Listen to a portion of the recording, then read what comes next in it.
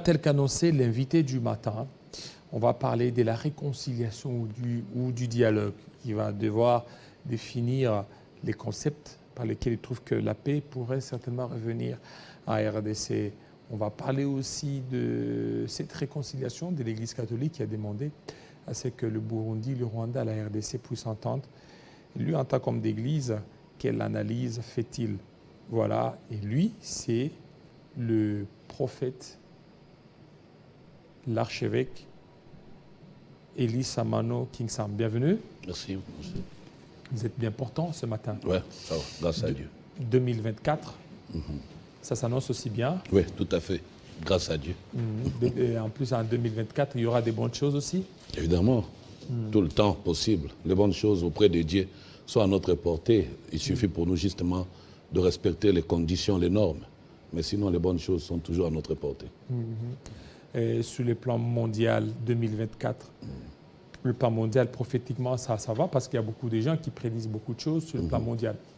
Sur le plan mondial, je crois que le Seigneur nous a montré qu'il y a une grande crise économique vers la fin de l'année 2024 qui va s'élargir dans les mondes et qui, au travers de cette crise, va donner d'autres définitions politiques par rapport aux dirigeants, par rapport aux nations.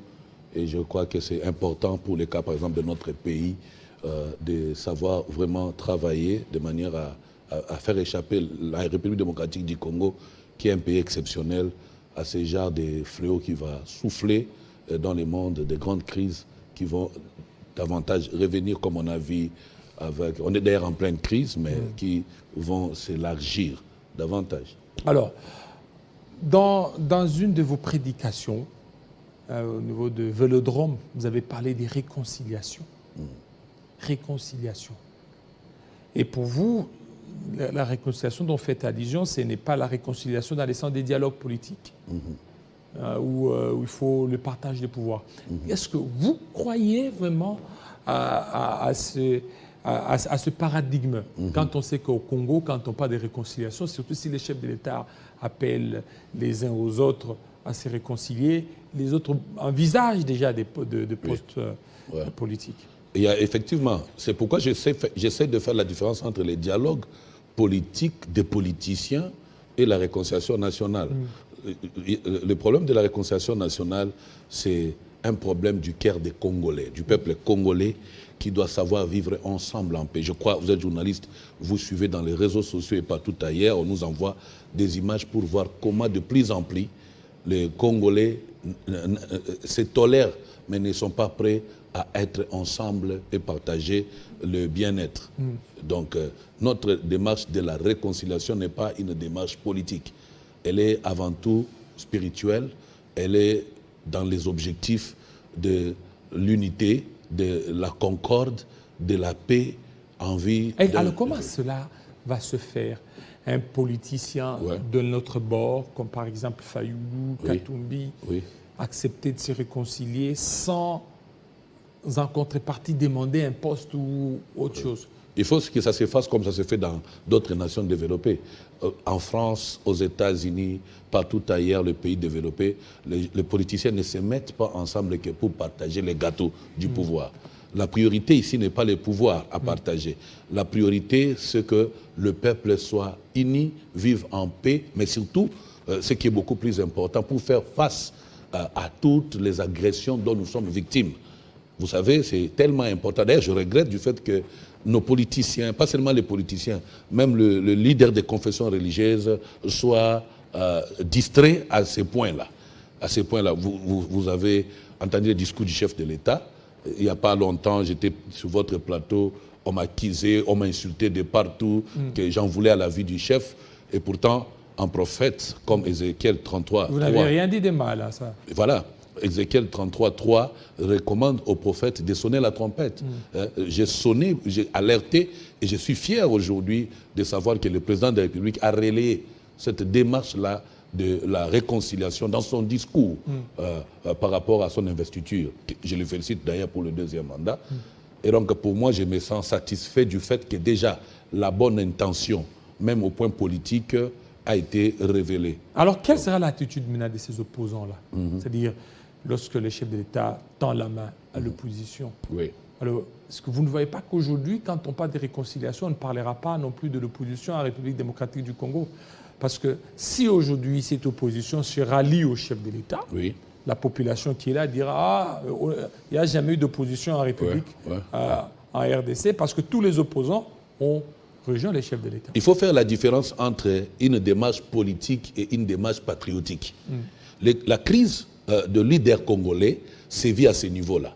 C'est-à-dire on veut donner l'impression que quand on est opposant, on est ennemi de ceux du pouvoir, et ceux du pouvoir sont ennemis de ceux qui sont à l'opposition. Or, le président de la République, dans son discours, il reconnaît le fait que n'eût été tous les challengers au niveau de l'élection présidentielle, ils ne seraient pas réélus. Et donc, il considère que le sens réel de la démocratie installée dans notre pays ne se manifeste que par le fait que tout le monde converge par rapport justement à l'émergence de la nation. Et donc, le problème ici, c'est qu'il faudrait vraiment que nous élevons notre intelligence à savoir faire la différence entre la course au pouvoir et la démarche de vivre ensemble pour veiller, développer et donner de l'émergence à notre nation. Et ça, c'est là où il y a crise, malheureusement. Et maintenant, pour les opposants, ça sera compliqué. C'est parce que pour les opposants, ils ne vont pas de cet œil-là, réconciliation. Pour eux, c'est le dialogue, le partage des postes, le dialogue. Et puis... En fait, ils sont juste à défaut.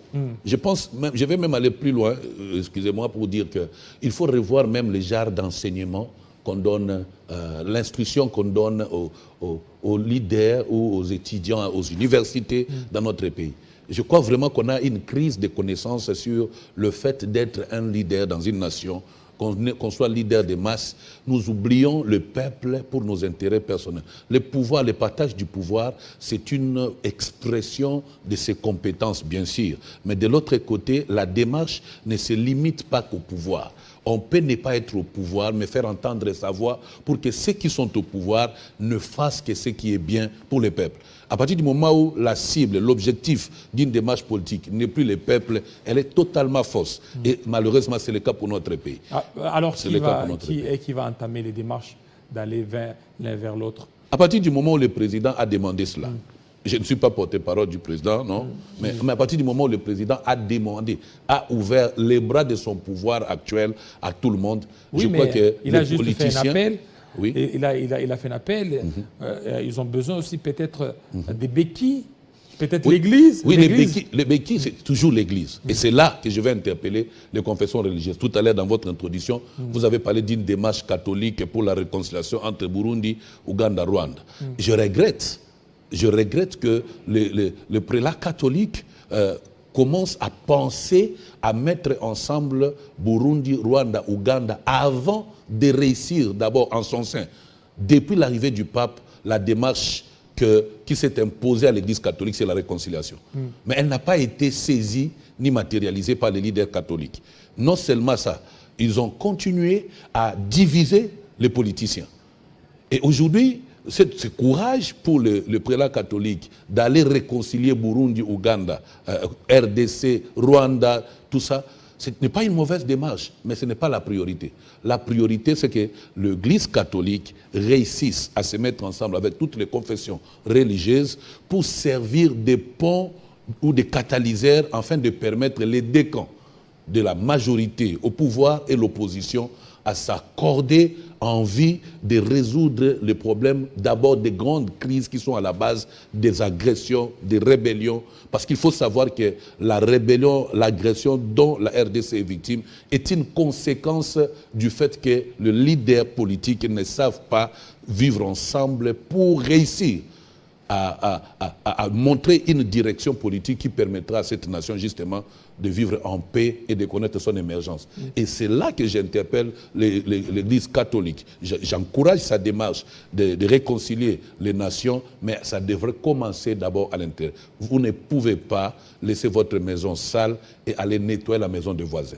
Vous ne pouvez pas éduquer les enfants de voisins en méprisant le vôtre. C'est le cas de l'Église catholique et je regrette, je les appelle justement à la prise de conscience et c'est important, oui, mais aussi les églises de réveil qui se manifestent, le leader ne s'engage beaucoup plus que quand il s'agit des opportunités, de la CENI et autres. Nous avons un travail plus grand à faire actuellement où nos frères et sœurs meurent à l'Est, à Kwamutu. Nous avons un travail, nous, en tant que bergers, de prêcher la paix, l'unité et l'amour. Alors qu'attend l'Église pour mener ces réconciliations? Parce que vous n'allez pas qu'attendre l'Église catholique. Parce qu'ici en RDC, l'Église aussi est plurielle. Je vous ai dit, j'ai répondu à cette préoccupation autrefois. Le problème, c'est que l'Église a été politisée. Si bien qu'aujourd'hui, le rôle de l'Église en tant que confession religieuse dans notre pays ne se joue que quand il s'agit des intérêts politiques.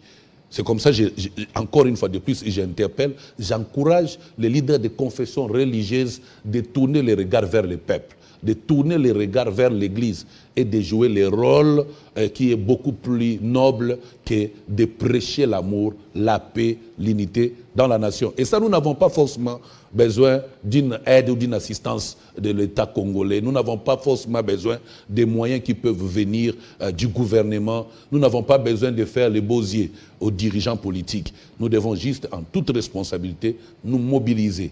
Et à leur niveau, en tant que des leaders, des présidents de confessions religieuses, se mettre ensemble et donner un mot d'ordre aux chrétiens, aux musulmans, pour savoir mobiliser le peuple tout entier à des moments comme la réconciliation nationale, des moments comme des dialogues, pas des dialogues de partage du pouvoir, mais où le peuple congolais se regarde en face, il se dit nos frères souffrent à l'Est, nous devons nous mettre ensemble, mettre terme aux guerres qui entre Kassaïen et Luba, au Katanga là-bas, inutilement, et que nous fassions tous un pont, une barrière contre nos ennemis qui profitent justement de toutes ces formes de division. Tantôt, là, vous avez dit que l'Église est vraiment politisée. Est-ce que vous ne voyez pas que votre démarche de la réconciliation et non pas celle des dialogues risque d'échouer?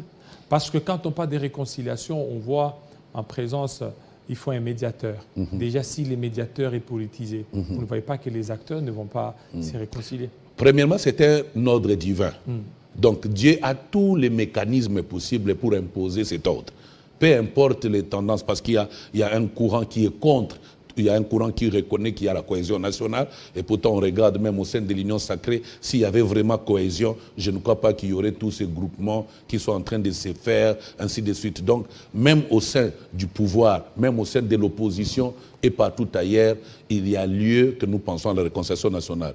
Peu importe la politisation de l'Église, nous avons à notre niveau les moyens, les manières d'arriver à cette réconciliation. C'est pour moi d'ailleurs l'occasion de demander aux autorités de nous écouter. Plusieurs fois, on reproche les prophètes de passer à la télé et donner des messages qui concernent soit le chef de l'État ou la nation, des choses sensibles qu'on devrait dire par d'autres voies que des voies publiques. Mais vous savez, notre responsabilité est d'annoncer les messages. Et si nous ne trouvons pas de canaux pour y arriver, le seul bon canal reste la médiatisation. Et de cette façon-là, nous pouvons atteindre les personnes. Et pour ma part, ma contribution, c'est que je me suis levé effectivement, après avoir constaté l'insensibilité, parce que les leaders politiques congolais ne sont pas intéressés à la vie du peuple, ils sont plus intéressés à leurs intérêts. Alors j'ai pris conscience, et je peux vous rassurer que nous travaillerons avec des médias pour continuer à mobiliser, parce que c'est de la responsabilité de l'Église et nous allons faire les démarches, nous allons atteindre toutes les tendances religieuses, la société civile, pour les mobiliser en vue de travailler pour donner effectivement béquille à l'idée ou à la vision du chef de l'État et à l'opposition. Il y a un téléspectateur qui vient de me faire, m'envoyer un message, il dit, mais demandez au prophète, il parle de la réconciliation au niveau national, mais pourquoi d'abord au sein de l'Église des réveils, il n'y a pas cette réconciliation, il y a déjà des tendances. Oui. Est-ce que vous ne voyez pas qu'avec ces tendances, puisqu'ils n'arrivent pas d'abord à se réconcilier, est-ce qu'ils pourront aussi réconcilier les hommes politiques? J'interpelle l'État congolais parce qu'en fait, toutes les divisions que nous vivons au sein des confessions religieuses ne sont pas d'origine ou des intentions de ces leaders ou de ces confessions religieuses. Mais ce sont des confessions religieuses qui sont manipulées. Ce sont des confessions religieuses qui sont prises en otage par les politiques en vue de leurs intérêts propres. Et donc ici, à la fois, j'interpelle l'État congolais à se dessaisir de toute intention de manipuler, d'instrumentaliser les confessions religieuses. De la même chose, je voudrais demander aux leaders des confessions religieuses de sortir de ces jets qui ne donnent pas intérêt ni crédibilité à l'Église, malheureusement. Et nous y travaillons.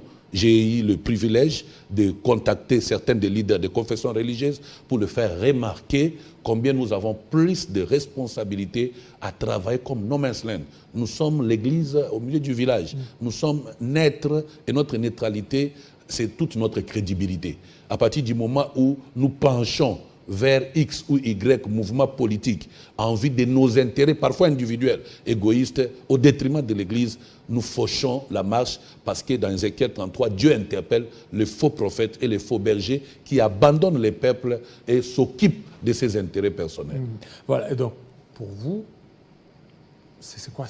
Qu'est-ce que vous dites? Parce que je vais citer les noms, les noms de ces leaders. Il y a évêque de Dokamba, il y a aussi maintenant Ejiba Yamapia qui est là. Mais maintenant, qu'est-ce que vous dites à Dodo Kamba de laisser la place à Ejiba Yamapia ou à Ejiba Yamapia de laisser la Kamba de Dokamba? Je crois que ce problème a été déjà résolu à partir du moment où les institutions de l'État, dans leurs exercices, ont invité officiellement l'évêque Ejiba Yamapia à prendre part et même parole.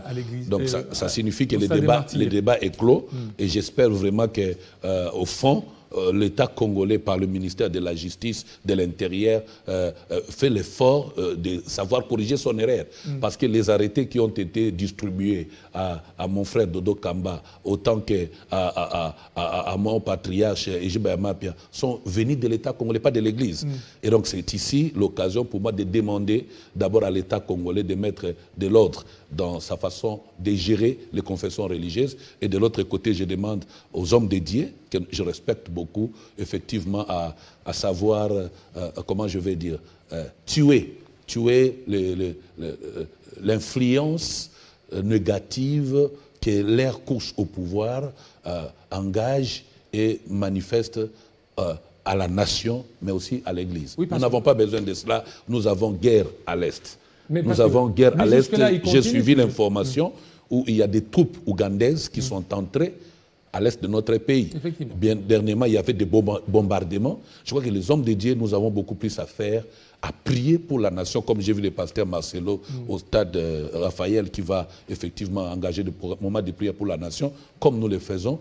Et donc, nous n'avons pas le temps de manifester dans les médias nos conflits inutiles. Et vous également, les journalistes, aidez-nous à ne pas inviter les leaders des églises à passer à la télévision pour exposer de leurs conflits à cette période où nous avons, de façon pédagogique, besoin d'un discours unificateur, pacificateur, de paix qui nous amène à l'unité nationale pour la concorde et l'intégrité territoriale. Parce que oui, ça c'est bien beau de le dire, mais jusque-là, dans les fonds, on continue, on commence à voir que Dodo Kamba continue toujours à se considérer comme tel, alors que ce n'est pas le cas. L'État congolais n'est... La seule chose qui donne force aux décans de se considérer comme chef, c'est la décision de l'État congolais. En fait, ce sont des dieux, chacun était dans son coin, il a été nommé, ainsi de suite, mais c'est l'État congolais qui donne pouvoir à chaque groupe de ces hommes de Dieu, justement, à se considérer en tant que tel. À partir du moment où le ministère de la Justice reconnaît les deux personnalités aux mêmes fonctions, que voulez-vous qu'ils fassent? Chacun défend ses intérêts. C'est vrai que je les demande d'arrêter avec cette façon de faire, mais beaucoup plus la responsabilité incombe à l'État congolais qui doit tout faire pour se déconnecter. Il faut vraiment qu'il y ait séparation État et Église. L'État congolais doit se déconnecter de tout projet, de toute vision, de toute démarche à politiser les confessions religieuses. Alors maintenant, vous, pour le prochain gouvernement, demanderez-vous qu'il y ait aussi un ministère des églises pour pouvoir gérer? J'ai toujours demandé ça, je le souhaite. Donc c'est important parce qu'aujourd'hui, il faut savoir que le ministère est une profession et l'Église est une entité non négligeable. Elle a joué les rôles. Je vous ai dit ici que l'Église a beaucoup travaillé, à plus de 70% à la réélection du chef de l'État, Félix Tshisekedi. On ne peut pas aujourd'hui parler d'une décision importante ou d'une influence quelconque au niveau national sans penser à l'Église qui est une force vitale, donc inévitable. Et maintenant, pour cela, effectivement, il faut qu'il y ait spécifiquement un ministère qui s'occupe des églises, qui s'occupent des églises.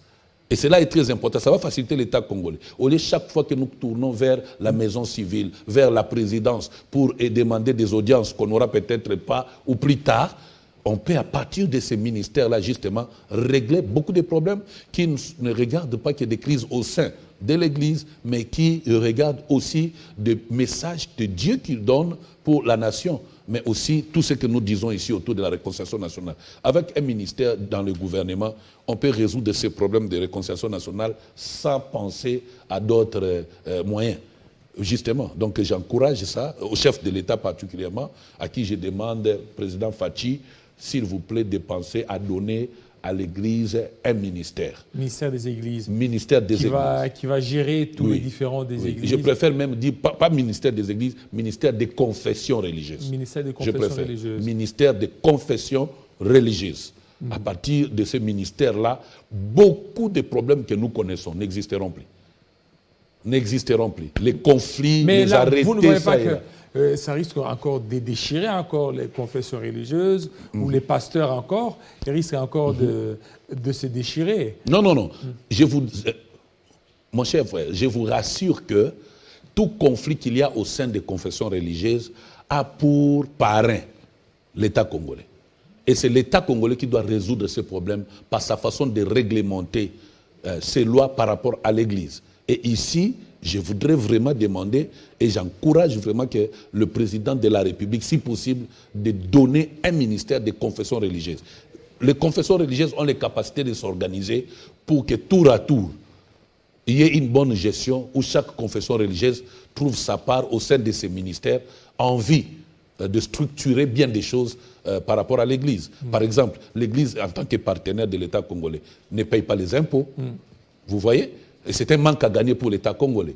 Alors il faut que l'Église paye. Par exemple, bien sûr, pourquoi pas. L'Église va payer. Bien sûr, pourquoi pas. Mais avec quel argent? Avec l'argent de Mabonza. Oui, mais l'argent de Mabonza. Avec l'argent de Mabonza et des dîmes. Il y a bien d'intérêts, bien des choses importantes qui échappent à l'État congolais par le fait que nous n'avons pas encore, l'État congolais n'a pas encore une vision de considérer l'Église comme partenaire économique. Mais pas parce que selon culturel, social. Oui, au niveau du ministère de l'Intérieur ou au ministère de la Justice, l'Église fait partie des ASBEL. Le ministère de l'Intérieur est un bon ministère, mais le problème c'est lequel? Il faut savoir que la République démocratique est un cas à part. Nous sommes plus de 100 millions d'habitants. Et déjà, avec des problèmes d'insécurité que nous vivons, non seulement par rapport à la guerre à l'Est, mais aussi au sein de cette nation-là, le ministère de l'Intérieur doit être déchargé de certaines tâches. Et ici, à l'occurrence, la gestion des confessions religieuses. Donc il faut que ça soit totalement déchargé. Bien sûr. Alors maintenant, vous demandez à ce que l'Église commence à payer les impôts. Tout ça, non seulement les impôts, mais bien des efforts. L'Église peut engager des contributions. Les églises, les confessions religieuses peuvent engager des contributions pour l'assistance de nos frères qui sont, comment je vais dire, des déplacés. Oui, mais ça, il est fort, mais au niveau des impôts, là, ça sera compliqué. Pas forcément. D'autres nations le font. Aux États-Unis et partout ailleurs. Il faut savoir que l'Église est partenaire. Les membres d'une Église sont d'abord, avant tout, citoyens d'une nation. Et donc, ils ne doivent pas être exclus du devoir qui est le leur de savoir participer à la vie, au développement, à l'émergence de notre pays. Ce sont des associations sans but lucratif, il n'y a pas de lucre là. Peu importe, sans but lucratif, mais dans des circonstances spéciales, on peut recourir à ces associations pour faire face à certains défis de la nation. Par exemple, les salongo. Les églises peuvent mieux rendre cette ville très propre. Moi, je le fais chez nous, à l'église. Oui, mais l'église peut bien travailler pour ça. Je vois ça même le prophète Condé, qui le fait avec les membres de l'église. On est partenaire dans beaucoup de choses. On peut véhiculer, on peut vulgariser bien des choses en termes de lois du pays, de règlements, des choses. Parce qu'il faut savoir qu'il y a beaucoup de erreurs qui se commettent, beaucoup d'incidents qui ont lieu dans notre pays par manque de vulgarisation des lois. Et l'Église peut être partenaire pour réussir à faire ce genre de choses, sans être politique. Beaucoup de gens diront, oui, vous demandez à ce que l'Église paye ou contribue avec les impôts. Peut-être que vous avez une grande église, il y a des églises qui viennent à peine de naître, ça sera compliqué pour elles. Même pas. En fait, même une nouvelle église qui vient de naître aujourd'hui, à partir du moment où nous sommes conscients que l'Église est une institution, je crois que nous devons exiger à l'Église de répondre aux devoirs citoyens. En fait. Et ça, si on donne à l'Église un ministère, ça va donner beaucoup plus la liberté à cette organisation-là. Parce qu'il me semble qu'avec le ministère de l'Intérieur, l'Église est abandonnée. Elle est plus sollicitée pour des fins politiques que de jouer son rôle de partenaire de l'État en vue du développement de notre pays. Alors, il y a d'autres qui disent, pourquoi ne pas peut-être créer juste peut-être un vice-ministère? C'est que vous avez le ministre, le ministère de l'Intérieur, mais les vice-ministres chargés des confessions religieuses. C'est une question importante qui, à mon sens, je ne pense pas qu'elle doit être résolue par simple souhait. J'ai pris vraiment que l'État congolais, par le président de la République lui-même, qui est la première institution, de nous écouter et accepter que nous ayons, pas un vice-ministère, mais un ministère. Nous avons beaucoup de choses à apporter dans cette nation, en tant qu'Église. Nous avons beaucoup de choses à corriger dans cette nation, en tant qu'Église. Nous avons un rôle plus important, d'éducateur des masses dans cette nation. Et il nous faudrait vraiment avoir les mains libres pour savoir bien le faire, comme les autres entités de notre pays ont bénéficié de certains ministères. Et c'est vraiment hyper important. On peut régler des problèmes sur l'éducation de pasteurs. On peut régler des problèmes sur le dérapage dans l'exercice du ministère de pasteur. On peut régler des problèmes sur les implantations d'églises. On peut régler des problèmes, beaucoup de problèmes. On peut aider l'État congolais comme une lance-voix ou l'interprète de l'État congolais auprès du peuple. Et donc, ça, ce n'est pas une mince affaire, ce n'est pas à prendre à la légère, c'est hyper important. Parce qu'ici, nous parlons d'une église qui est majeure au sein de la population congolaise. Plus de 80% des peuples congolais sont chrétiens.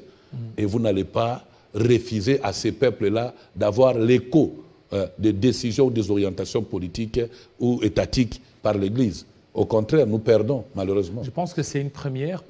Et le chef de l'État est en train de nous suivre, et même ses services.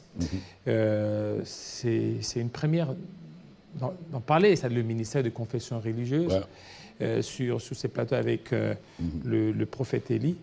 Quand vous parlez de ça, vous aspirez aussi à être ministre de confession religieuse? Si on vous le donnait, vous accepteriez? Bon, d'abord, je suis un prophète d'État. C'est une profession un peu rare dans notre pays. Et dans la Bible, vous voyez les prophètes d'État, Daniel notamment, il y a Joseph, Moïse. Ils ont à la fois été prophètes et hommes d'État. Donc moi, ça ne me gêne pas, ce n'est pas les compétences qui me manqueraient, mais ça ne revient pas à moi. Moi, je me vois déjà nommé par Dieu comme conseiller de la République démocratique du Congo. Et mon travail en tant que prophète d'État, c'est de donner des directives prophétiques aux dirigeants de la nation en vue d'apporter à cette nation son développement. Que cela soit un problème comme c'est le cas, où les services souvent de sécurité nous interpellent, ou des services de tout genre, on reçoit des coups de fil, des insultes, ainsi de suite. Mais nous sommes la solution de la nation en fait. Nous sommes le miroir de Dieu pour la nation et ça ne nous décourage pas. Donc si jamais on me fait cette proposition, je prendrai avec plaisir, mais mes intentions ne sont pas d'être à la tête. Mais tout celui à qui on peut confier ce ministère, je me donnerai le devoir justement de l'accompagner de loin, de près, par ma façon de faire, justement en vue de donner crédibilité, de retourner crédibilité à l'Église de mon pays. Voilà. Alors, vous êtes là, il y a encore un autre sujet. Vous êtes pasteur, prophète, vous avez implanté les églises. dans certaines communes à problème, communes où il y a beaucoup plus d'insécurité. L'insécurité bat son plein. Si vous ne recevez pas des cas, il y a des cas qui viennent de par-ci par-là. Alors, qu'est-ce que l'Église devra aussi faire?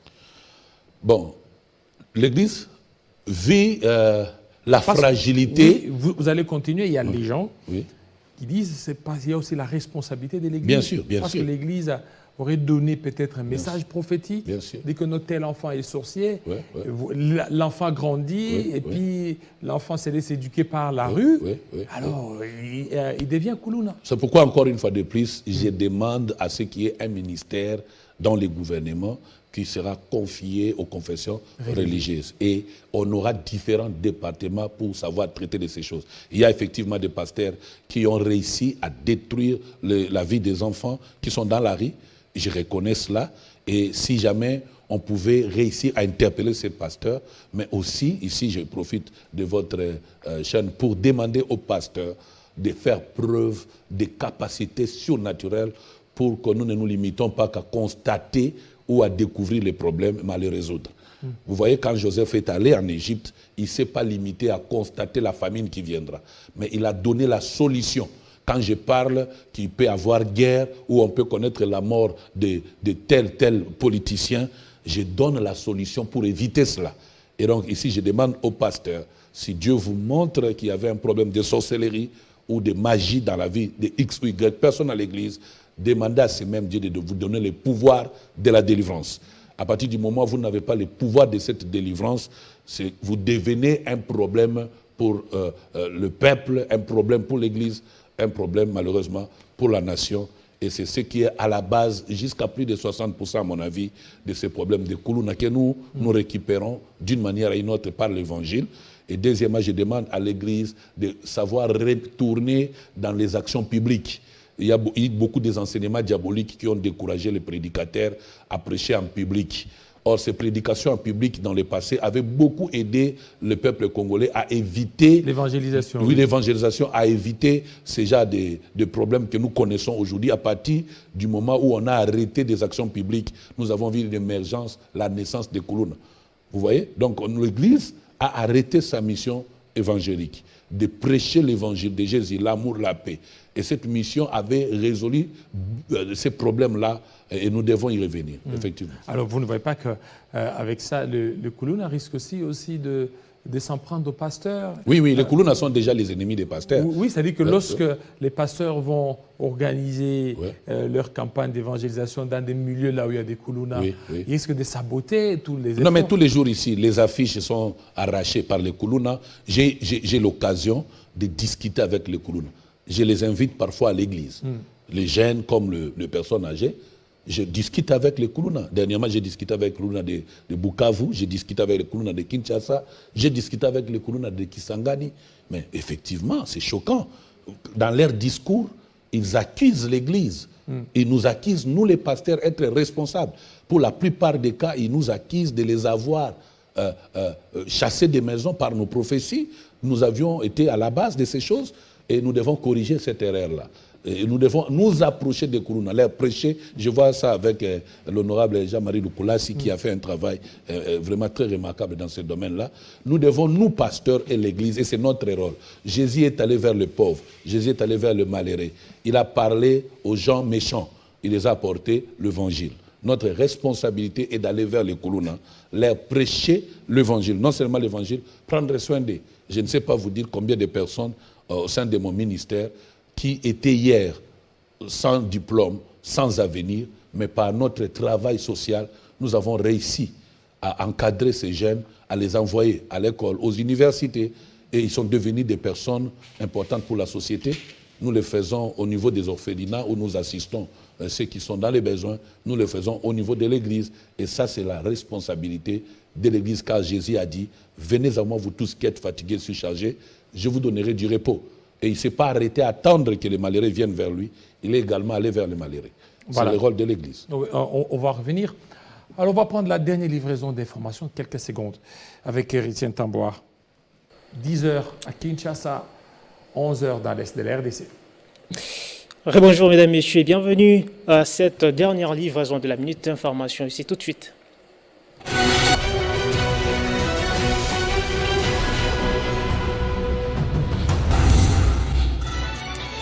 Réaménagement du calendrier du processus électoral 2022-2027, la CENI annonce la tenue des élections des sénateurs et des gouverneurs respectivement le 31 mars et 7 avril 2024.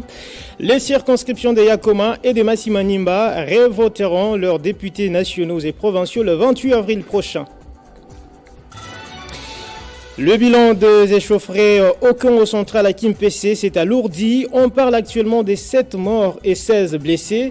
Les autorités provinciales confirment les faits et rallongent la liste de dégâts matériels avec l'incendie du bureau de la police et la résidence d'une autorité de la police des circulations routières. Probable obtention d'une trêve afin de faire taire les armes au Proche-Orient. Le chef du mouvement islamiste palestinien Hamas est attendu ce jeudi en Égypte pour discuter d'une nouvelle trêve dans la bande de Gaza où les combats et les raids israéliens se poursuivent. Aux États-Unis, le patron de Meta et fondateur de Facebook, Mark Zuckerberg, était auditionné hier mercredi au Sénat sur les dangers que présentent les réseaux sociaux pour les enfants et adolescents. Il n'était pas le seul interrogé. Les dirigeants de X, anciennement Twitter, de TikTok, de Discord et de Snap ont également été entendus. Ne quittez pas, restez avec nous, mesdames et messieurs. L'actualité reste en continu sur www.tele50.cd. Retrouvez toute l'actualité en continu sur www.tele50.cd. Merci beaucoup. On continue avec le pasteur. On va certainement chuter de main à l'autre dans quelques minutes.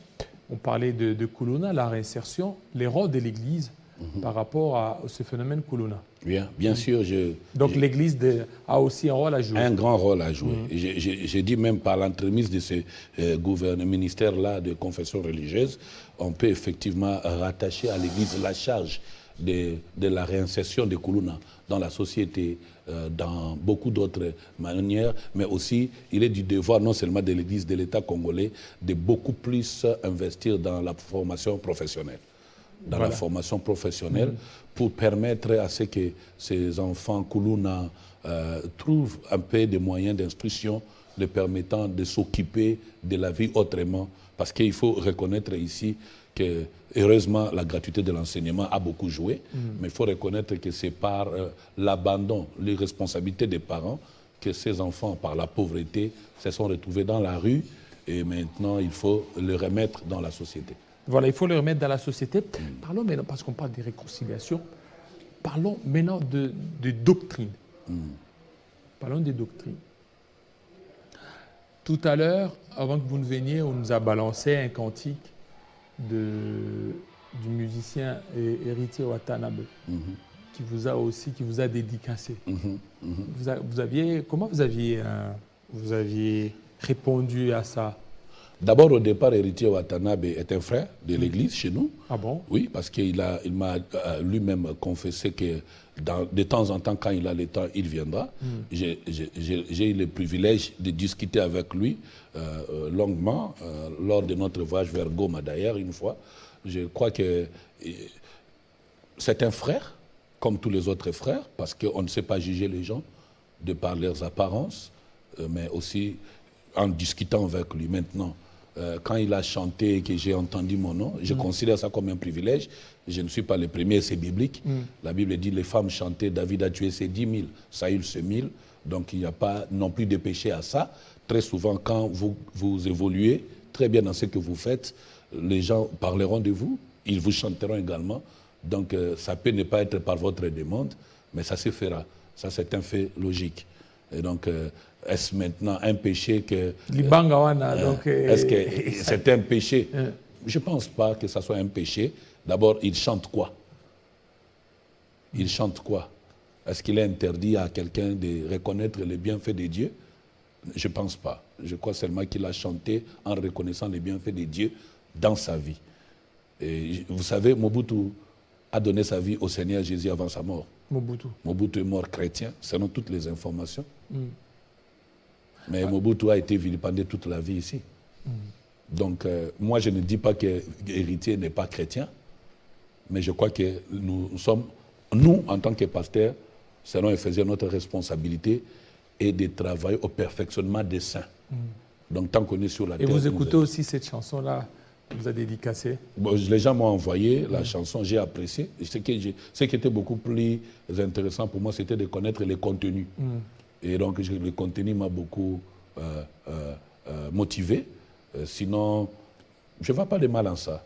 Et si peut-être un autre musicien, dans son générique habituel, il vous dédicace ceci, mais sans le titre. Vous savez, pour héritier, on peut comprendre Opona. C'est-à-dire que là, c'était une chanson, il parle beaucoup plus de la Bible, de sa conversion, comment Dieu s'est manifesté à lui, mais si un autre musicien.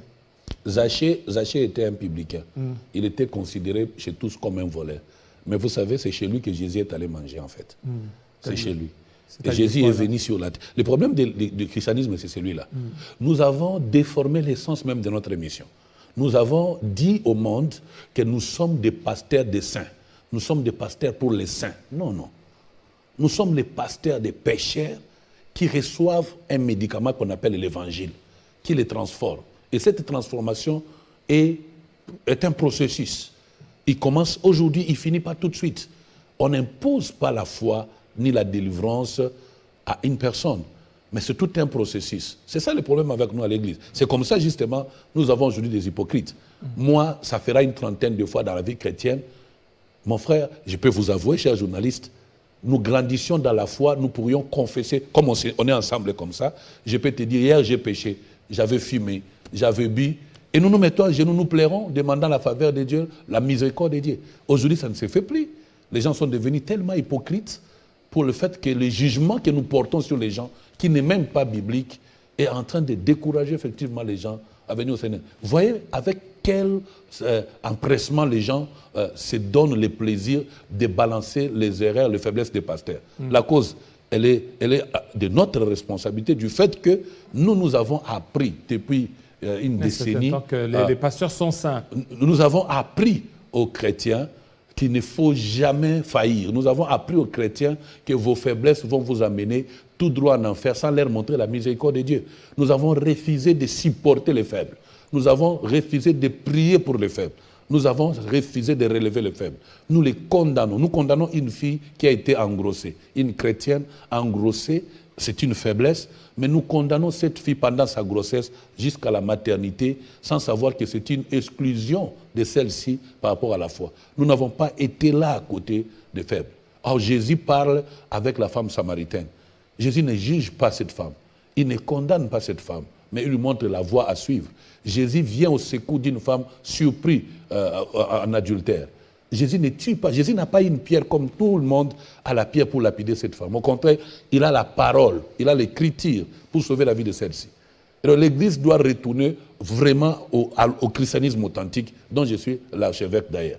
On doit retourner au christianisme authentique, qui consiste à présenter l'amour dédié au peuple que Dieu a créé. Alors, dans les cas où c'était qu'un musicien, comme à l'instant, je donne l'exemple, Fally Kofi, qui vous dédicace, vous pouvez aussi de temps en temps mettre cette chanson dans votre véhicule en train d'écouter Eli, King Sam, Samano, archevêque, et puis il chante là-bas. Tout m'est permis, mais tout n'est pas utile. Tout ce qui n'édifie pas n'est pas intéressant pour nous. On peut beau me chanter, mais si ça ne m'édifie pas ou ça n'édifie pas, je ne suis pas là pour faire la promotion du mal. Je suis là pour faire la promotion du bien. Point barre. Mais je ne suis pas là pour condamner ou juger les gens. Je prie pour les gens, je prie pour des personnes que je connais, qui, je vous assure, en coulisses, cherchent le Seigneur plus que ceux qui le font en public. Et je connais des gens qui n'ont jamais été à Mangengengue, mais dont la conduite est droite, mais qui ne sont ni pasteurs, ni ne font jamais promotion de leur foi chrétienne en public. Mais je connais ceux qui professent la foi en public, dont la conduite, s'il faut voir ce qu'ils font en secret. Mais c'est incroyable. Alors, parce que il y a dans l'ancien temps, un musicien dit mondain ne peut pas chanter dans une église des réveils. Mais actuellement, ça se fait. On a vu dans une église, on a appelé un musicien, il est là, il a chanté. Et... Le sacerdoce est sacré. Sa désacralisation est une abomination. Donc, comme je l'ai dit tout à l'heure, tout m'est permis, tout n'est pas utile. Tout ce qui n'édifie pas ne peut pas trouver place dans les sacerdoces. Depuis les temps anciens, dans la Nouvelle Alliance, jusqu'à notre temps, on n'a pas donné accès comme nous donnons aujourd'hui à certaines choses. Je veux bien qu'un musicien ou un païen, parce qu'être musicien ne veut pas dire forcément un païen. Ça, il faut aussi faire la différence. Et donc, je ne peux pas, moi, permettre à quelqu'un de venir exercer dans mon office sans respecter les conditions y afférentes. Donc, ici, à l'occurrence, je ne peux pas demander à un païen de venir faire l'office. Je ne peux pas. Mais je ne peux pas refuser non plus à un païen de venir au culte, de participer au culte. Oui, il vient au culte et puis c'est un musicien. Oui, mais si vous demandez, vous faites l'appel comme nous le faisons souvent. Vous faites l'appel aux gens. Celui qui a une chanson à chanter pour le Seigneur qui vient de chanter. Vous refuserez cela à un frère parce qu'il est connu. Vous le refuserez parce que vous avez demandé sans donner les conditions à la personne de chanter. Vous lui refuserez ça? C'est comme ça. Je pense qu'il faudrait réglementer aussi nos cultes. Nous devons aussi définir le sacerdoce par rapport à ce qui est permis, ce qui n'est pas permis. Mais je ne voudrais pas porter atteinte aux païens. Parce que les païens d'hier peuvent devenir les pasteurs d'aujourd'hui. Vous pouvez rester responsable à l'église, vous pouvez rester membre à l'église converti depuis plusieurs années, mais quelqu'un peut se convertir aujourd'hui, demain il devient votre pasteur. Et donc c'est très complexe, c'est trop spirituel, c'est très sensible, il nous faut beaucoup d'humilité pendant que nous menions une vie chrétienne. Alors on est en train maintenant de suivre l'évolution qui va dans le sens peut-être de dénaturer même des doctrines. Au départ, on autorisait les divorces en cas d'adultère, mais là, actuellement, on ne le fait plus. Actuellement, c'est que il y a même des pasteurs qui disent est-ce que vous ne voyez pas que c'est aussi une déviation des doctrines? Bon, je commence par votre exemple. Maintenant, ce que vous avez mobile, il faut tikala. Mais vous avez un château saint. Non, il y a un choix. Il y a un choix. L'apôtre Paul est clair.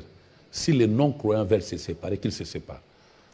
Si les non-croyants veulent se séparer, qu'ils se séparent. C'est déjà une brèche qui est ouverte. C'est dans la parole de Dieu. Et ce n'est pas n'importe qui le dit, c'est l'apôtre de la doctrine. La sentinelle de la doctrine qui dit si les non-croyants veulent se séparer, qu'ils se séparent. Parce qu'à mon entendement, un chrétien doit se marier avec un chrétien pour préserver effectivement la paix et marcher dans la doctrine chrétienne. Vous ne pouvez pas veiller à la marche de la conduite. Vous ne pouvez pas confesser votre fidélité à la foi chrétienne si vous êtes marié à quelqu'un d'un autre monde spirituel que de votre foi chrétienne. Et ça, je voudrais vraiment être clair. Donc maintenant, si par sentiment ou par circonstance, le mariage s'impose à vous à un non-croyant, la même chose qui s'impose à vous, s'il y a danger, s'il y a danger dans votre vie, on porte atteinte à votre vie à cause du mariage, si les non-croyants veulent se séparer, qu'ils se séparent. Dieu n'est pas contre ça. Mais là, je crois que c'est dans 1 Corinthiens 7. Et maintenant, si ce ne sont pas des non-croyants S'ils ne sont pas des non-croyants, ils ne vont pas se comporter dans cette violence-là. Parce que ce n'est pas biblique. Quand vous lisez 1 Corinthiens 13, à partir du premier verset au 13e, l'amour supporte tout. Alors s'il arrivait que la femme c'est une chrétienne, le mari c'est un païen. Oui, c'est dans les cas. Soit la femme supporte, soit ils se séparent. C'est biblique, dans tous les deux cas. Et dans ces cas, personne n'est péché. Personne n'a péché. Parce que ce sont des non-croyants. Oui, parce que si vous êtes avec un non-croyant, l'apôtre Paul dit quoi? Si vous vivez avec un non-croyant, ayez un comportement qui peut l'amener à se convertir. Mais au cas contraire, séparez-vous. Dieu n'est pas contre. Dieu n'est pas contre. Non. Alors maintenant, les divorces des chrétiens. Le divorce des chrétiens, c'est un divorce qui arrive par cause d'infidélité, comme le Seigneur lui-même l'a placé. Et maintenant, l'infidélité prend plusieurs formes, ça dépend des circonstances et du jugement. Mais en tout cas, à mon sens, l'infidélité répétée dans les Écritures, c'est par rapport à l'adultère.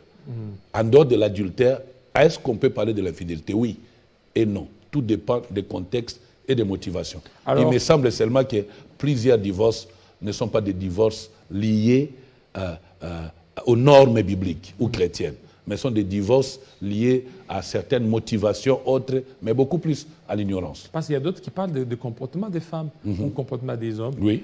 Mais là, et pourtant, ils sont chrétiens. Oui. L'homme trouve que la femme n'a pas un comportement...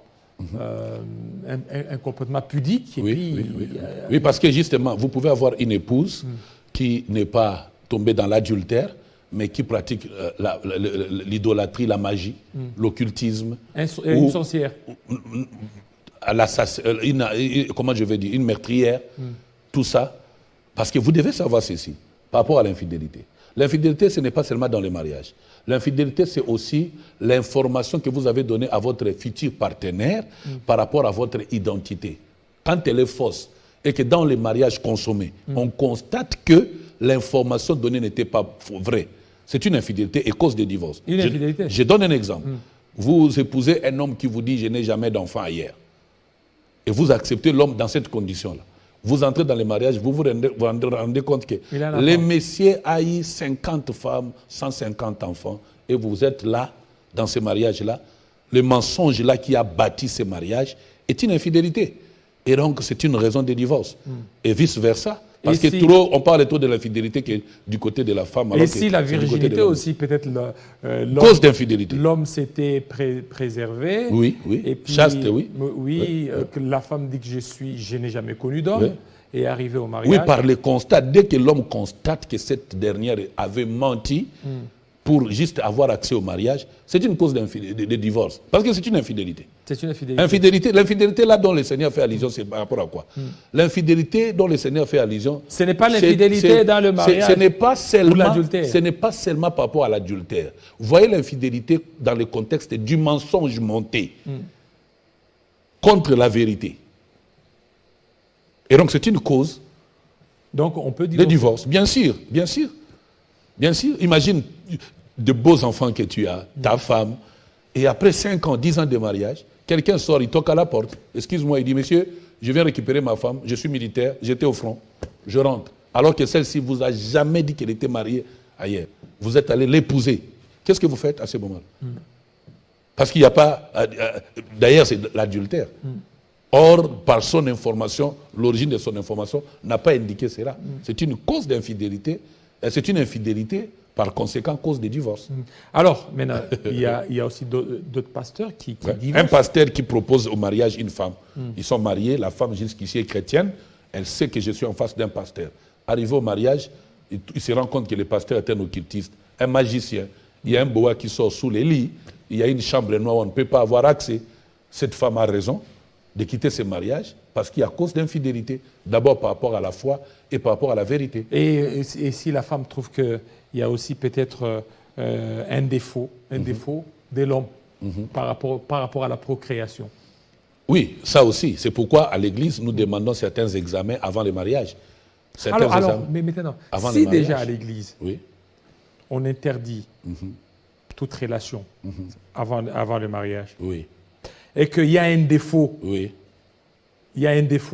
peut-être du côté de l'homme ou du côté de la femme, et que ces défauts viennent d'être... Donc l'homme a découvert les défauts le jour J. Voilà. À ce moment, je reviens maintenant à la crise auquel nous faisons face à l'Église. J'entends les faux prédicateurs dire le problème du mariage n'est pas un domaine de Dieu. Faites votre choix. Ça, c'est une irresponsabilité grave. Irresponsabilité? Oui, c'est un mensonge, une déviation. Carrément.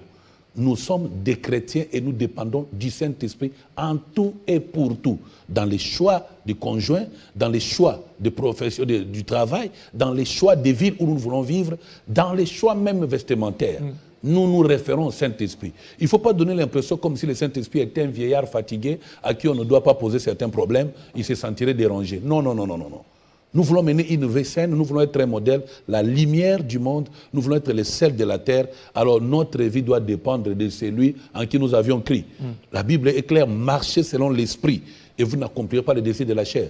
Dans les cas où vous avez posé les problèmes, nous sommes en face des gens qui n'ont pas consulté Dieu pour le choix du mariage. Ils n'ont pas consulté Dieu? Non.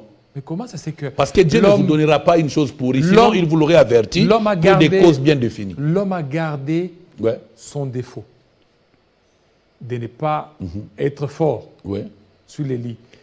Et à l'église, on a interdit que les deux partenaires se connaissent. Mais le jour du mariage, la femme a découvert que mon homme... Oui, autrement, il faut d'abord goûter avant de se marier. Ce qui n'est pas biblique. Ici, nous parlons un langage chrétien. Nous ne parlons pas un langage mondain. Il est un langage chrétien. Déjà, il faut savoir que accepter de donner sa vie à Jésus est un sacrifice.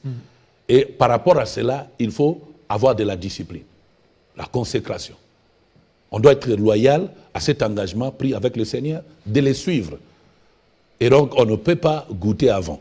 Maintenant, si vous avez déjà goûté avant de commencer, c'est aussi un autre cas qui peut être résolu. Mais maintenant, dans le cas où vous n'aviez pas goûté, vous vous retrouvez dans les mariages avec des défauts physiques et consorts. C'est comme ça que je reviens à dire, Dieu ne donne pas des choses pourries. C'est-à-dire que vous n'avez pas Il demandé. a planifié pour nous les projets de bonheur, non de malheur. Okay. Mais il y a des cas exceptionnels où Dieu peut lui-même vous recommander. Par exemple, pour le cas des couples Bouloba.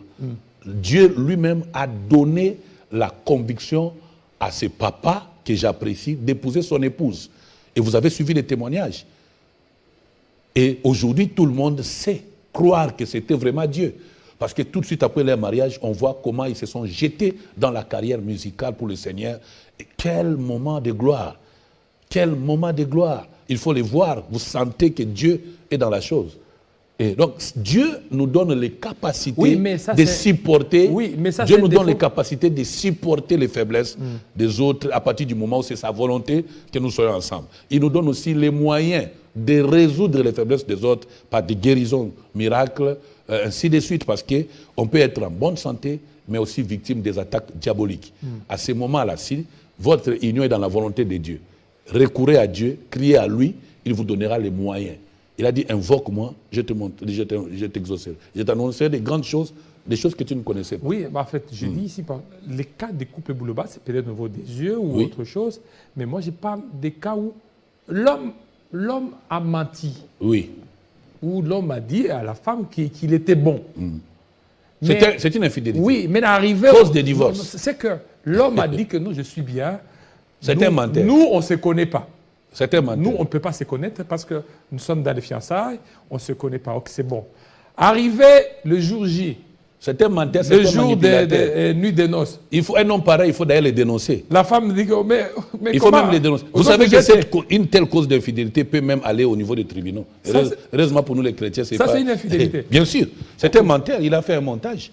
C'est une cause d'infidélité. Il a menti pour ses intérêts personnels. Dieu peut me guérir par ça. Que Dieu commence par le guérir avant de proposer à la sœur. Et là, il faut... C'est une manipulation. Dans les termes spirituels, on parlait même de la sorcellerie. En fait. Oui. En termes spirituels, on dirait que c'est un sorcier qui est venu pour boucher, détruire la destinée d'une personne. Et arrivé là-bas, la sœur, il dit que... Elle doit tout de suite quitter ce mariage. C'est compliqué. Oui. Alors maintenant, si c'est Dieu qui les a mis ensemble et qui sont convaincus, ça doit se savoir bien avant. Alors maintenant, vous ne voyez pas... Et ils doivent assumer chez les autres, là, en cherchant la grâce de Dieu. Il y a aussi dans d'autres confessions religieuses qui demandent aux fiancés un peu de se goûter un peu. Pour ne pas tomber dans ce... Mais ce sont des doctrines qui ne sont pas christiques. Vous voyez effectivement. Okay. On voit dans beaucoup de civilisations européennes et autres toutes ces choses-là, bien sûr. Mais chez nous, les chrétiens, ça ne se passe pas comme ça. Non. Je vais d'ailleurs demander aux pasteurs. Il y a des pasteurs qui étaient dans le passé les Yankees, comme nous autres ici.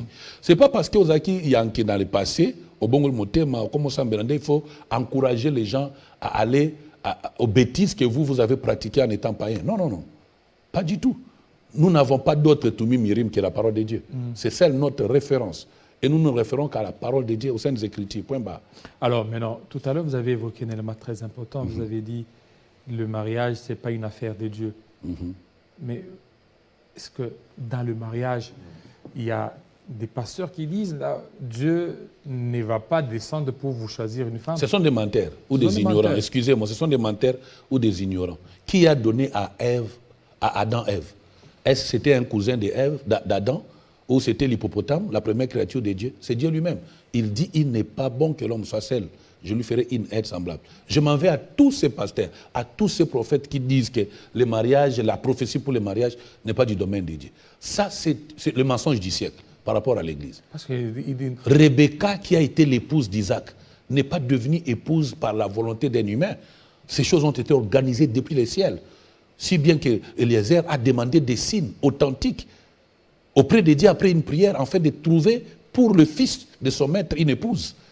D'où vient aujourd'hui que les gens se mettent ensemble sans la volonté de Dieu? Je suis d'accord qu'il y a de fausses prophéties qui sont en train d'être tissées pour mettre les gens ensemble pour des intérêts obscurs, Mais ça ne doit pas être la raison pour laquelle on doit décourager les gens à chercher à connaître la volonté de Dieu. Encore que la prophétie doit être examinée sans mépriser ceux qui donnent des prophéties, bien sûr. Donc je crois, c'est comme ça que j'ai dit, il y a une culture de la connaissance des voies et moyens prophétiques par rapport à notre vie de tous les jours. Voilà, merci beaucoup, prophète Eli King Sam, surtout de votre passage. Il y a des réactions chaque fois quand on vous reçoit, des réactions par rapport à ça. Il y a d'autres sur Facebook, je ne serai pas entré sur Facebook et sur TikTok. Il y a beaucoup de maquillés là.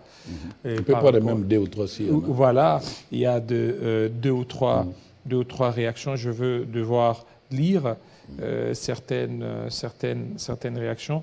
Voilà, il y a un téléspectateur qui nous appelle qui nous écrit à partir de Kasumbalesa. Il dit bien dit pasteur pour tous ces enseignements, mais il y a un problème, c'est que l'Église du Congo aujourd'hui a perdu beaucoup plus son identité en voulant beaucoup plus mimer les autres religions. Ça, ce n'est pas seulement par rapport à l'Église du Congo. Il faut savoir que du point de vue eschatologique, nous sommes au temps de l'apostasie, au temps de l'abandon de la foi. Et l'abandon de la foi vient à cause de la séduction. Et ça n'a pas commencé aujourd'hui, même le temps de Paul. Mais ici, il y a vraiment une émergence. Je voulais d'ailleurs ouvrir une brèche pour alerter les pasteurs de se réformer et d'être en actualité parce que nous sommes déjà à l'ère de l'intelligence artificielle. Ce qui fait que l'avancée de l'intelligence artificielle va influencer négativement la foi chrétienne de plusieurs. C'est un peu ce qui est écrit dans Matthieu 24. Si ces jours n'étaient pas abrégés, même le zélie serait séduit. Nous sommes en train d'aller, d'ici 5 ans, vous avez suivi, Elcon Max a réussi à monter une puce sur le cerveau pour développer l'intelligence. Et la puce se vend à $40 000 déjà mise en vente. Et les tests de cobayes ont déjà été faits. Et donc, on est devant des défis énormes. Et j'encourage les pasteurs à chercher des informations qu'il faut marier aux réalités bibliques, surtout apocalyptiques, en lisant l'Apocalypse, Daniel, Ézéchiel, Matthieu. C'est vraiment important parce que rachetons le temps. Les jours sont mauvais. C'est important que l'Église commence à se rendre compte. De toutes les façons, la persécution vient contre l'Église par le développement technologique. Et ça va faire du mal à l'Église.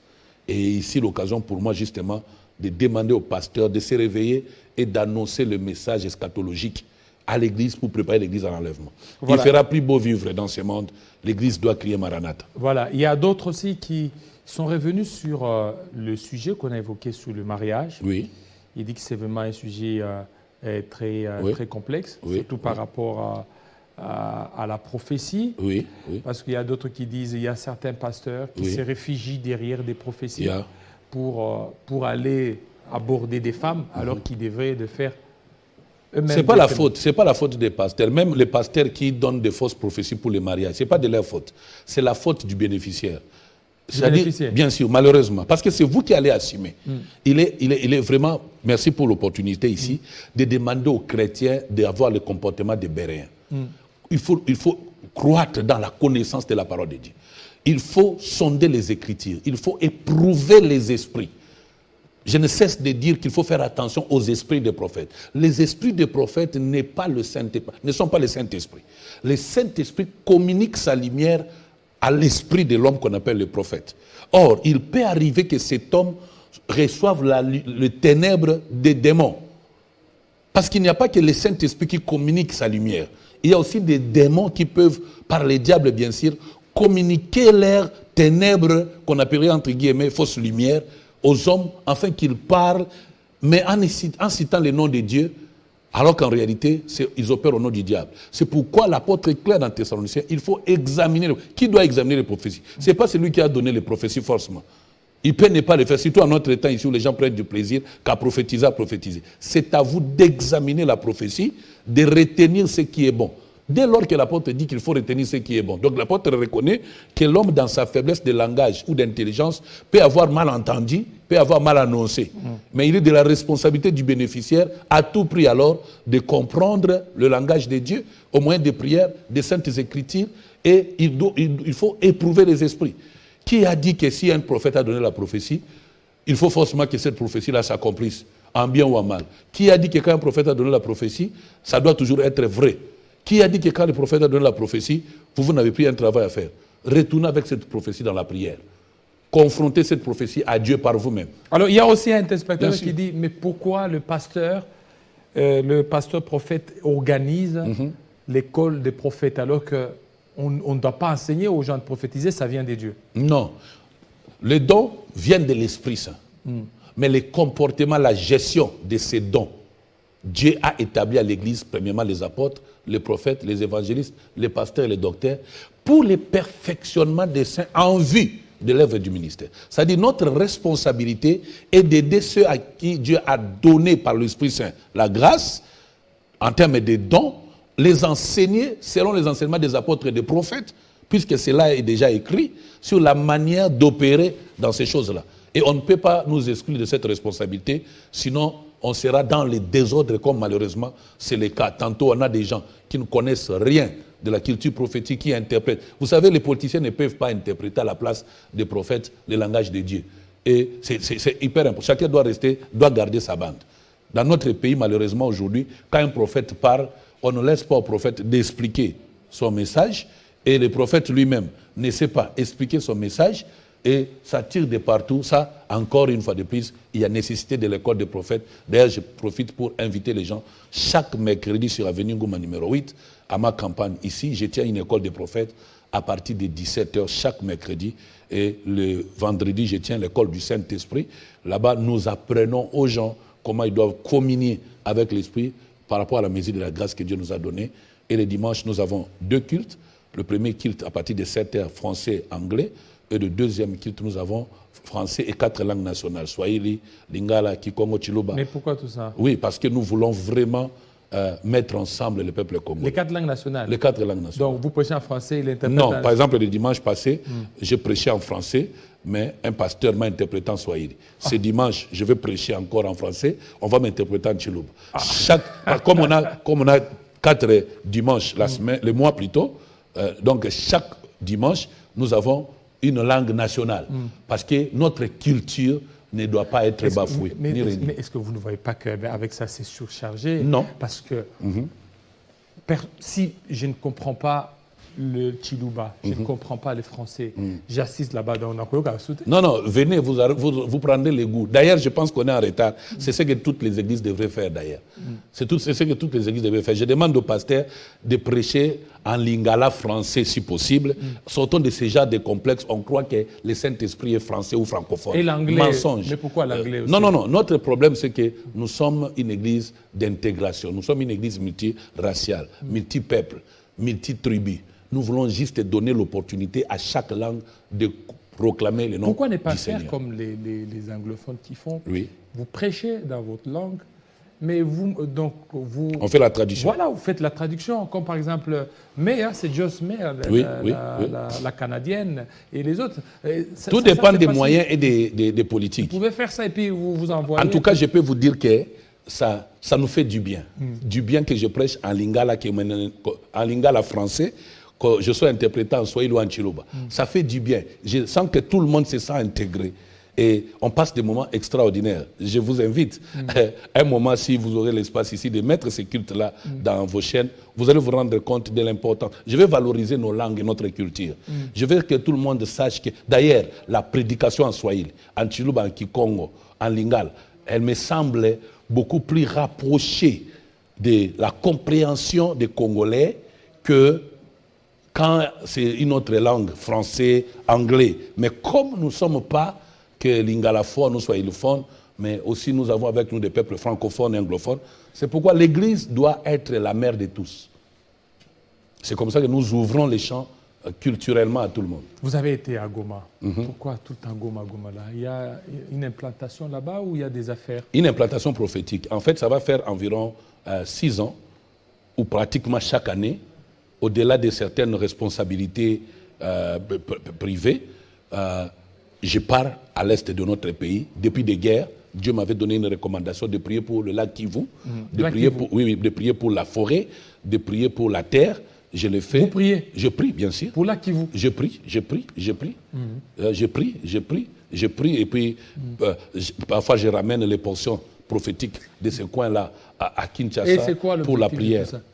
C'est la recommandation que j'ai reçue du Seigneur, de Donc, bénir les eaux de la RDC, qui ne soient jamais les eaux des ennemis de la RDC, de bénir la terre de la RDC, qu'elle ne soit pas la terre des ennemis de la RDC, que les forêts de la RDC soient les armes qui tuent les ennemis de là, la vous RDC. maîtrisez les 4 éléments de la terre. Bien sûr, bien sûr, bien sûr. Je ne m'arrête pas là.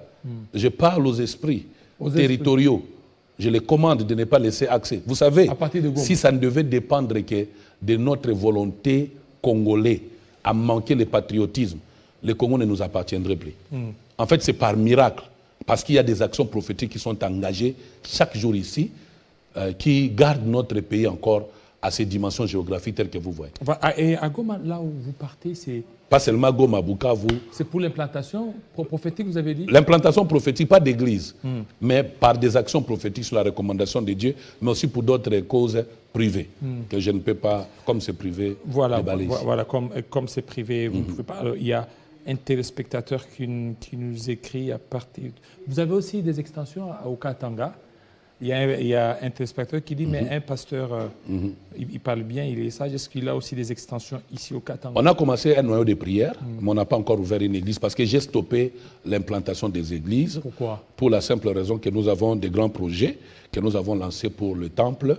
Je me dis, après que nous ayons acquis les lieux, parce que nous avons demandé aux autorités, finalement on a compris que c'est à nous de le faire, nous voulons construire un temple pour un hôtel de la RDC. Un hôtel de la RDC. Parce qu'il n'existe pas encore. Et nous voulons vraiment nous disposer à cela. Et nous avons lancé les opérations où nous allons mobiliser les moyens qui viendront de partout. Vous avez déjà acheté le terrain? On va acheter, parce qu'il faut encore indiquer les lieux. On a quelques endroits, mais nous voulons avoir un endroit beaucoup plus vaste pour l'hôtel de la RDC. Je crois même que ce n'est pas un projet qui est pour nous seuls. Nous le ferons en complicité avec l'État congolais. Je le crois. Mais c'est quoi l'hôtel? Vous voulez expliquer quoi l'hôtel? L'hôtel de la RDC, c'est un lieu de rencontre des Congolais. Hôtel avec A-U-T-E-L. Bien sûr. Un lieu de rencontre des Congolais qui invoquent Dieu pour la cause de la prospérité de notre nation. Mais l'hôtel, c'est déjà révolu, Christ est venu. Non, Christ lui-même est hôtel. Et l'hôtel du culte, toutes les églises sont des hôtels. L'ère n'est pas révolue. Toutes nos églises, en réalité, sont des hôtels. C'est quoi un hôtel? C'est une adresse, un lieu où les gens se rassemblent, où les saints se rassemblent pour prier, en fait. Donc, ces enseignements, déjà, le temps de l'hôtel est révolu. Je crois qu'ils font allusion à l'ancienne alliance. Non, même dans la nouvelle alliance, l'Église est née. Jésus a donné même la clé de l'hôtel à Pierre. Jésus a donné la clé même de l'hôtel à Pierre. Donc, vous avez suspendu l'implantation? Bien sûr, bien sûr. Nous avons des églises à Lemba Salongo. Nous sommes à Lemba Salongo, sur la grande route de bypass, en face de Western. Nous avons l'église à Mongaflo, au terrain municipal. Nous avons une grande église là-bas. Nous avons quelques cellules que je suis même en train de fermer. Nous avons une grande église ici sur Ngoma numéro 8, en Ngaliema. Parce que je me dis, nous avons même déjà un noyau de prière au Canada. Et bientôt, par la grâce de Dieu, nous allons essayer de faire les implantations. Mais avant de lancer, il me semble que l'Esprit nous a placés au creux d'une mission plus grande, celle de construire, de bâtir l'hôtel de la RDC. Dans cet hôtel de la RDC, il y aura de la place pour tout le monde. Un lieu de réunion du gouvernement. Dans cet hôtel de la RDC, il y aura un lieu de retraite pour des pasteurs et des chrétiens du monde entier. Dans cet hôtel de la RDC, il y aura des cantines pour approvisionner les déplacés, les affamés. C'est un lieu de culte, pas seulement par rapport à notre foi chrétienne, mais surtout et particulièrement pour la destinée de notre nation. Oui, mais Christ dit, l'heure vient, elle est déjà venue, où ça ne sera ni à la montagne, ni quoi que ce soit. Les vrais adorateurs les feront en vérité, en esprit et en vérité. Déjà, la première partie de sa révélation concernait Israël. Et la deuxième partie, c'est clair que notre foi chrétienne, nous pouvons la confesser même dans nos chambres à coucher. D'ailleurs, avec l'intelligence artificielle, d'ici 20 ans, 30 ans, les configurations des églises vont changer, effectivement vont disparaître. Parce que tout sera toujours... Effectivement. Et maintenant, nous, l'autel, c'est un sacrifice que nous allons nous imposer, de nous déplacer de nos lieux de prière personnels vers un lieu indiqué pour tous. Pour tous. Absolument. Voilà, merci beaucoup, parce qu'avec vous... Ça ne manque pas de sujet. Merci, homme de Dieu, surtout de votre disponibilité. Merci, c'est moi qui vous remercie. Vous êtes fait violence. Merci. On sait que ça n'a pas été facile. Merci beaucoup. D'être. Donc, si vous permettez, je voulais mettre un fin. Oui, terminer. Je voulais démentir ce qui se passe dans les réseaux sociaux à mon nom. Il y a une vidéo qui porte l'identité d'une certaine Daniela avec des dessins des okapis et des écritures escarmouches contre les chefs de l'État, ainsi de suite. Ça, ce sont les montages des personnes mal intentionnées. Notre message, je le réitère ici, et je bénis Dieu parce que le président a écouté les sons de notre message, à savoir, sans la réconciliation nationale, son deuxième mandat ne servira à rien. Et le président a finalement entendu notre message, il a dans son discours reconnu les failles du premier mandat et il a ouvert les bras à tout le monde pour se mettre autour d'une table et voir dans la même direction. Désormais, la responsabilité n'incombe plus au chef de l'État. Elle nous incombe à nous, le père de l'Église. C'est à nous maintenant, le berger, le prêtre, de savoir travailler la société civile, les organisations de droits humains, des droits de l'homme. Nous devons nous mettre ensemble pour mobiliser les politiciens autour d'une table pour l'unité nationale, envie de faire front contre des guerres. Vous avez suivi sûrement comme moi la déclaration de Kagame, le président rwandais, qui dit que les insultes, les paroles ne tuent pas. Et qu'il est en train de se promettre une surprise contre la...